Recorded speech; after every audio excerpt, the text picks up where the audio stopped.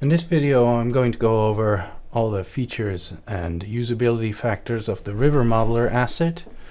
This is recorded in version 1, so in a few years time some things may seem outdated or misplaced, but this is just to give you a general sense of what the tool does, what it's for, what it can do and what it can't do. And at its essence, what it's for is transforming a spline curve such as this one into a river in its most complete form as possible. So that includes generating the geometry to use a material on, creating emitters for these splash VFX, covering the surface of the river with audio emitters based on slope. So the first thing I want to highlight is the geometry generation, and I'm just gonna turn off these since they're in the way, and I can turn on the wireframe display here. And what you can see is along the spline, edge loops, rows and columns are generated along, and that is controlled by the first section here, which is the triangulation section. And right now I have it set to 1, which means that over the length of the spline, every 1 unit is going to create an edge loop. And same for the width. So if I set it to 2, for instance, you can see it starts generating a lower and lower vertex density along the spline. And this can be useful, for instance, if you're doing a river that's really like kilometers long and it's like aerial view, airplane simulator, you can get away with something far lower. But if you really want to get into high detail, you'll generally use a lower value. What this section also does is has 2 filters, one for turning and one for flat. The turn filter, for instance, is that it analyzes the turning speed essentially of the spline, and when it exceeds this value you set here, it will skip over an edge loop. So for instance, you can see in these little corners here, it skips over an edge loop and continues on to the next. And the same one goes for a flat filter, which doesn't really apply in this context, but it will skip over edge loops if it considers a part of a river just being flat. Basically any value over 0 here is going to be beneficial, but I'm just going to turn them all down to 0 again. And the second section is the shape, which holds a value for the base width of the spline, as well as an offset you can use for various things. For example, if you're using this spline to carve into the terrain as well, you may want to offset this just a little bit higher. And a curve as well, which applies over the width of the river. And I don't typically use this too much, but if it's useful, it's there. I'll just set this back to flat. And twist correction is something particularly useful because the spline, these knots, they can have a rotation as well. It could be tilted this way, for instance, and that happens quite unintentionally quite often, especially when you're just creating the spline. And what this twist correction does is basically ignores those rotations. So you can see if I turn it off, you can see it actually follows the rotation of the spline, of these knots. And water isn't a roller coaster or a road, so you generally want to avoid this. So this is a quick way to make sure that you're always in a correct, follows like a correct orientation, and the river essentially stays flat. And displacement is something that I think is particularly useful. For a river, you may have like a shader-based wave effect that moves the surface up and down in a believable motion. But what that never accounts for is something like static displacement. A river in nature, usually the riverbed has all kinds of obstructions like rocks being embedded in the riverbed or small sandbanks and stuff. And this causes the water to essentially move up a little bit as it tries to move over these obstructions. And this displacement noise is particularly useful to emulate this, because a plain, completely flat river just really doesn't look believable and as more in tune with a road essentially. And this kind of displacement also breaks up, repetition as the lighting changes as well. And this is Perlin noise based, so you can define a frequency over it. I do find that anything below 1 works best. You know, if you turn this up to 100, you really can't see the difference anymore. So I have it to 0.2 here. Oop. And you can adjust the frequency. You can add another noise layer if you like. I have previously used this to, for instance, set the x, so that's the coordinate as it goes over the width, to 0, and then start to create, like, you know, these little cascade nubbins. And you could use that and then create another layer of like more finely grained displacement. And this normalization parameter, it essentially, if I move it to 0, it will only displace the vertices down below the spline. If I move it all the way up to 1, it only pushes them up. So setting it to 0.5 creates an effect that pushes it both down and up, which is the default here. And UV coordinates, well, they're rather straightforward, right? That's the texture coordinates that the shader can use, and a shader may have like its own tiling parameter on top of that, but typically you set this to, like, always set this to 1 or something. This edge drag is something that, when used subtly, has a nice effect.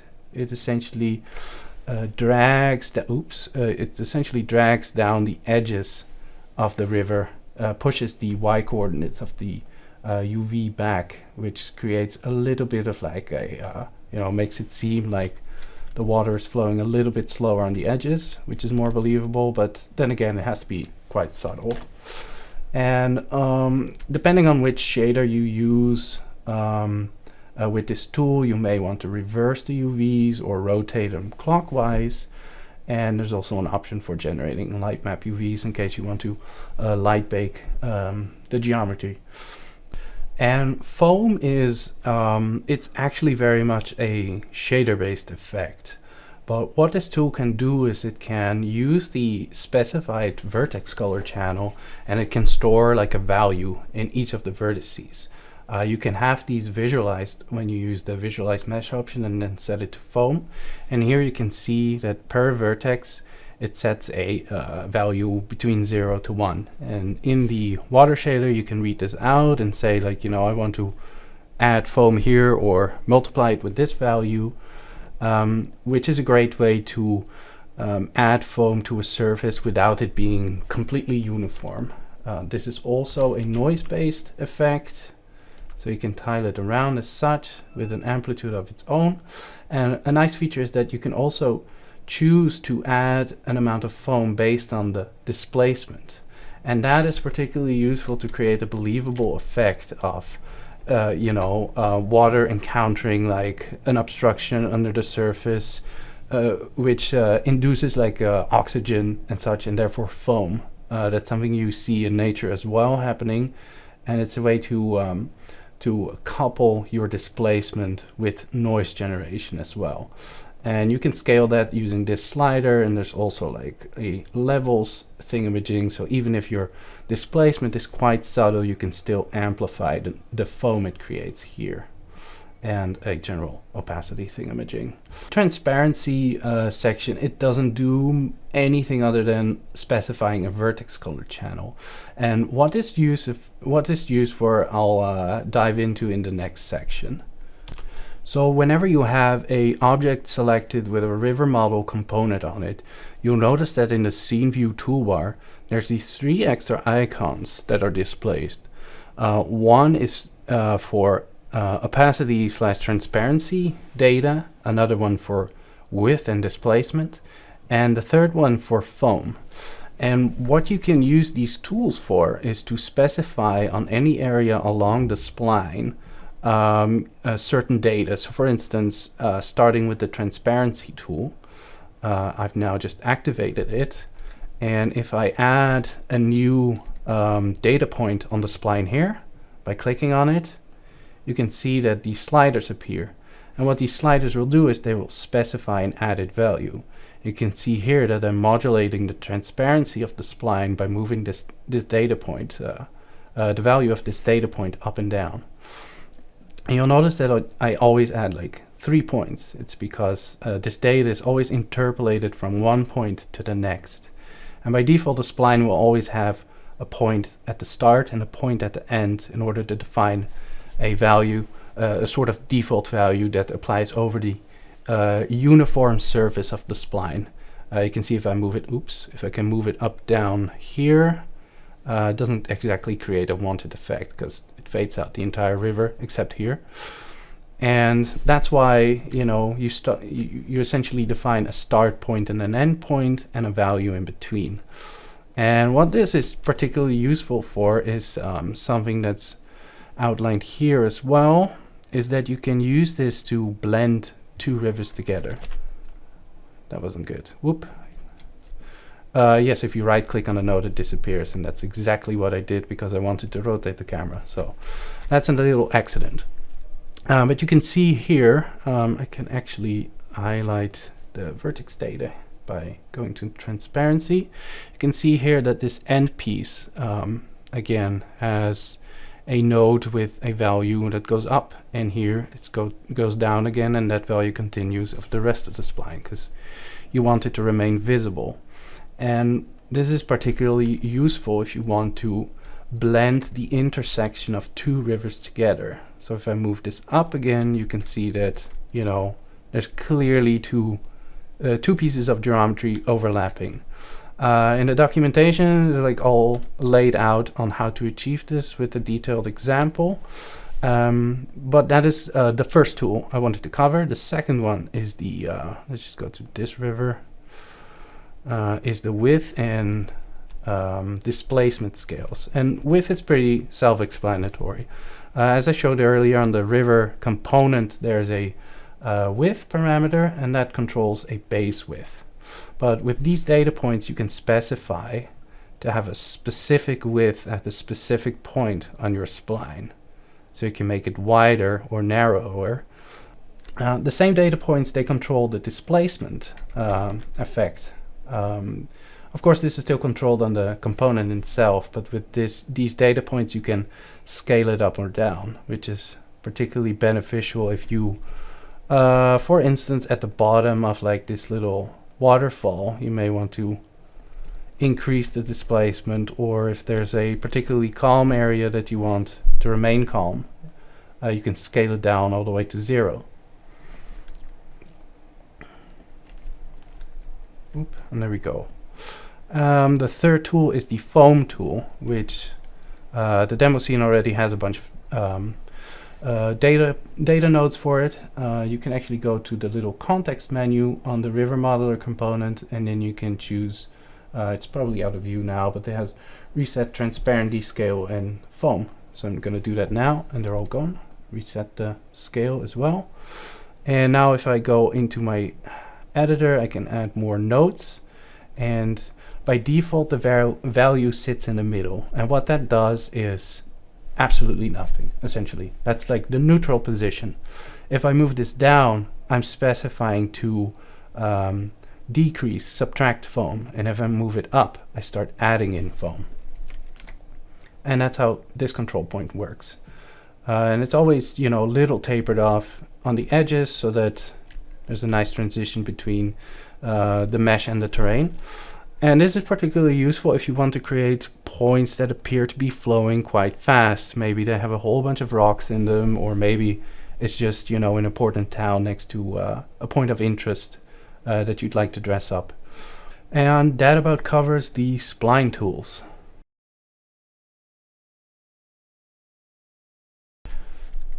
Now, another key feature of this asset is that it has the ability to automatically generate particle effects for the entire river surface. And this is split up in two different kinds of effects. One is the cascades that you can see here, and the other is the generalized surface splashes that are based on foam density. And particle effects for rivers in games is something that's arguably quite underutilized, which why it was a key focus for this asset to realize it. And it was made possible by utilizing the VFX graph, which is available for URP and HDRP. So what this component does is it analyzes the spline and at every point it checks if it's dropping fast enough. And when the height difference exceeds this height drop threshold, it considers it a cascade and then creates a row of emitters. So if I were to adjust this spline here, I create a new cascade essentially. You can see it automatically spawns these emitters for it. And that is really like a powerful way to author rivers because everything's in real time. And both of these effects, the cascade and foam splashes, they use the same visual effects graph. So you can see here there's a bunch of properties that you can set kind of in the same way you would do for traditional particle effects, and you can use that to fine-tune the behavior and appearance of the particles. For both of these things you can find prefabs in the prefabs folder, which are the same ones that are used in this demo scene, because for cascades and foam you kind of want slightly different behavior and sizes and such. And for the cascades, you'll notice that this flow velocity parameter has an effect because it essentially feeds in the velocity of the spline to these particle effects, so that even though they start spawning here, they'll make their way actually in the direction of the spline. For the foam splashes, that data is not available right now, so they stay where they are. And that's as good a moment as any to move over to them. You can see these use the same visual effects graph, but they use a different component. That's because they analyze different data. Instead of analyzing the spline data, they sample the vertices and read out the vertex colors used for the foam. So this data essentially.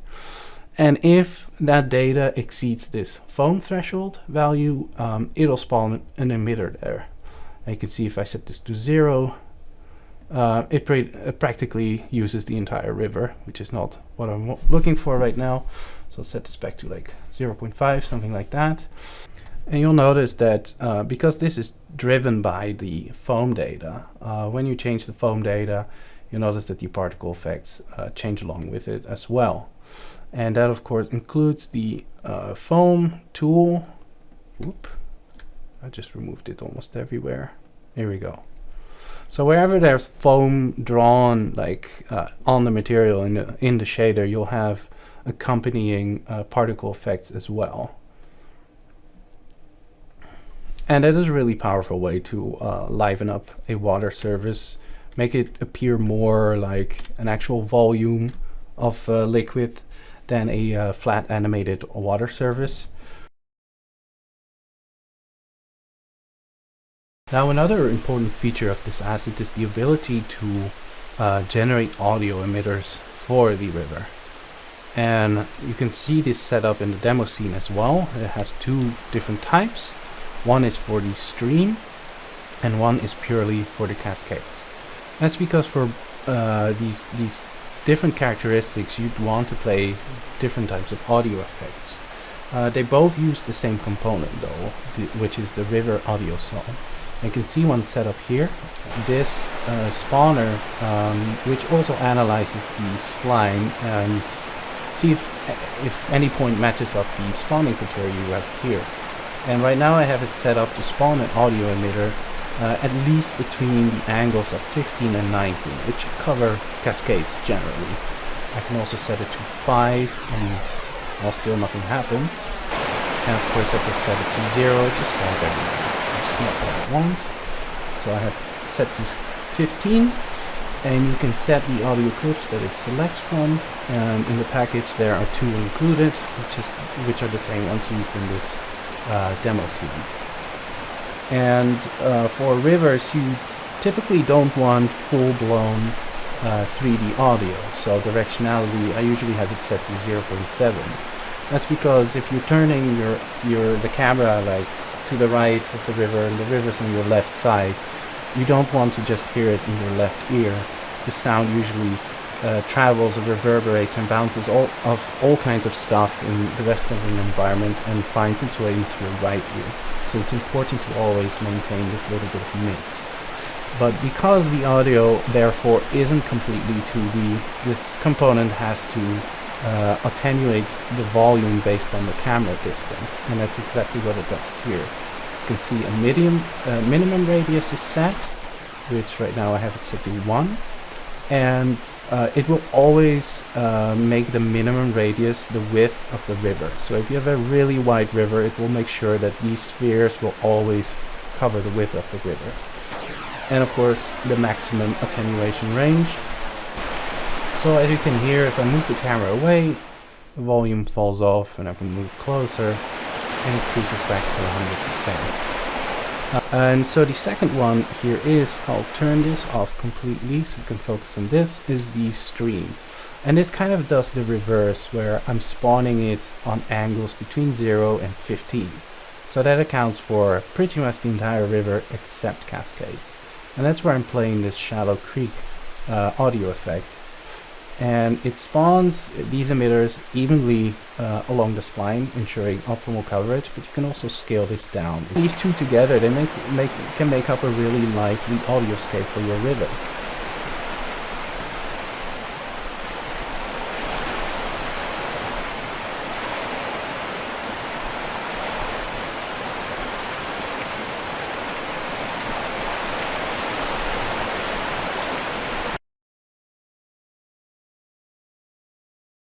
Now the last thing I want to show is the integration for Microverse. So when it's installed, you'll see these options appear under the Microverse Integration tab.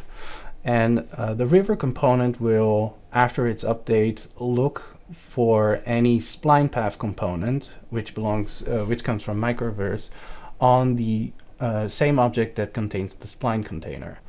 And when it does, it will pass on these parameters and create a riverbank and riverbed. And the combination of this is important because what it allows is facilitating also areas where the river raises above the base height of the terrain, and you kind of want to have this bank created instead of it just floating all above the terrain. Now this off the bat doesn't look particularly natural or inviting. Just set this back to 1, actually 0.